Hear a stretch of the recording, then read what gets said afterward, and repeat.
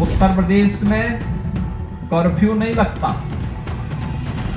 No curfew, no दंगा, और UP में है सब चंगा। यहां तक कि सड़कों पर भी वहां नमाज नहीं पढ़ी जाती है। लैंड जिहाद और लव जिहाद का भी पूरी तरह सफाया करने के लिए कृत संकल्पित है। इलेक्शन के पहले ही कांग्रेस मैदान छोड़कर के भाग चुकी है। आंख बंद करके बंगाल की खाड़ी में फेंकने का समय आ गया। उत्तर प्रदेश में कर्फ्यू नहीं लगता। नो कर्फ्यू, नो दंगा, और यूपी में है सब चंगा। अब वहां दंगा नहीं है, वहां कर्फ्यू नहीं है, वहां सड़कों पे कोई नमाज नहीं पढ़ सकता।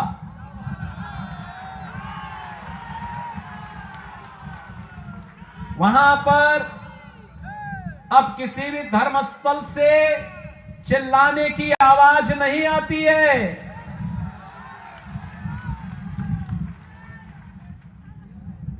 अगर किसी ने दंगा करने का दुस्साहस किया तो उसकी प्रॉपर्टी को जब्त करके वहां के गरीबों में, दलितों में, जनजातीय समुदाय के लोगों में बांट दी जाती है और कहा जाता कि इनका अधिकार है। घुसपैठियों का कोई अधिकार और दंगाइयों का कोई अधिकार नहीं होता है। बहनों और भाइयों, ये कांग्रेस हो या यूडीएफ, इन्होंने असम की संस्कृति के साथ खिलवाड़ किया। घुसपैठियों को यहां घुसा करके यहां की डेमोग्राफी को चेंज करने का प्रयास किया। आपके हक पर डकैती डालने का काम किया। असम के लोगों के राशन पर, उनके मकान पर, उनकी जमीन पर जबरन कब्जा करने का प्रयास किया। और एनडीए की ये डबल इंजन की सरकार प्रधानमंत्री मोदी जी के नेतृत्व में एक और विरासत के रूप में मां कामाख्या कॉरिडोर के निर्माण के कार्यक्रम को आगे बढ़ा रही है। एक और विरासत और विकास के कार्यक्रम को आगे बढ़ाने के लिए श्री हेमंत बिस्व शर्मा जी के नेतृत्व में असम के अंदर एनडीए की सरकार कार्य कर रही है। मां कामाख्या का कॉरिडोर का निर्माण का कार्य आगे बढ़ रहा है। एक एक घुसपैठी को चिन्हित करके उसे यहां से बाहर कराने की व्यवस्था भी हो रही है।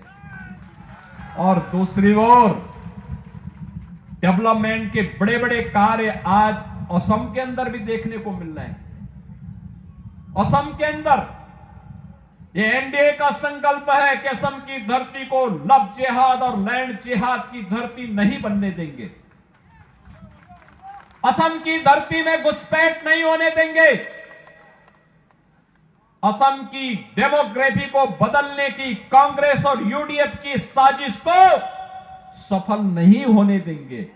और इसको रोकने का काम केवल और केवल एनडीए की, बीजेपी की गवर्नमेंट ही कर सकती है। कांग्रेस और यूडीएफ नहीं कर सकती। घुसपैठियों को बाहर करना है ना, असम की डेमोग्राफी को बदलने नहीं देना है ना, असम में भी विकास की प्रक्रिया के साथ डबल इंजन सरकार जैसे कार्य कर रही है, इसको और मजबूती के साथ आगे बढ़ाने के लिए आप सब बरपेटा भी तैयार है ना।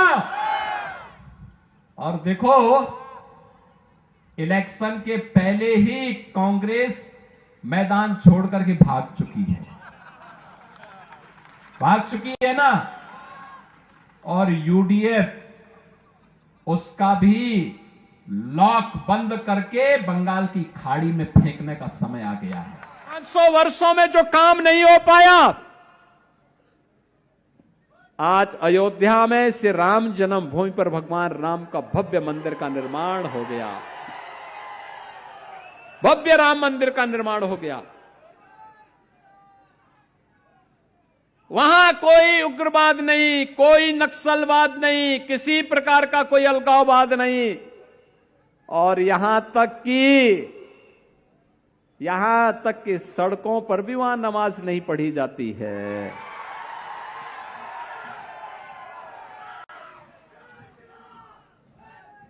नहीं पढ़ी जाती है। ये भाजपा की डबल इंजन सरकार लैंड जिहाद और लव जिहाद का भी पूरी तरह सफाया करने के लिए कृत संकल्पित है। ये केवल और केवल इसकी गारंटी बीजेपी और एनडीए दे सकती है, कांग्रेस नहीं दे सकती, यूडीएफ नहीं दे सकती, क्योंकि इनको तो घुसपैठियों का वोट चाहिए, देश की कीमत पर वोट चाहिए, नौजवानों के सामने पहचान का संकट खड़ा करके ये लोग देश की सुरक्षा पर सेंध लगाने वाले लोग हैं, अफवाह पैदा करके लोगों को गुमराह करने वाले लोग हैं। मोदी जी के नेतृत्व में जो कहा वह करके दिखाया।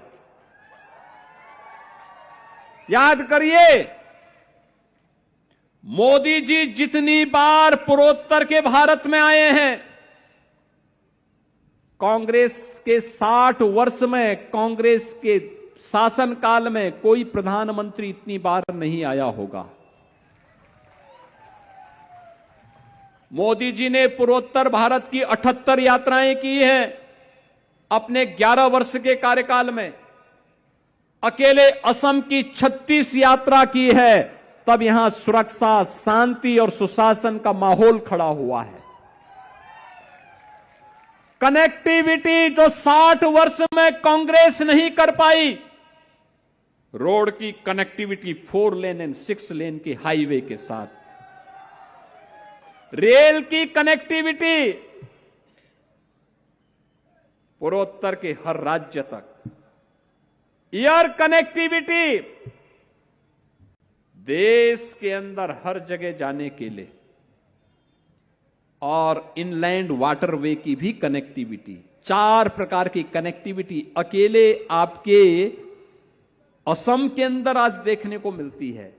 रोड की कनेक्टिविटी हो, रेलवे की कनेक्टिविटी हो, एयर की कनेक्टिविटी हो, या फिर इनलैंड वाटरवे की कनेक्टिविटी, ये डबल इंजन की सरकार का मोदी जी के नेतृत्व में किया गया कार्य है, जो आज असम को एक नई पहचान दिला रहा है।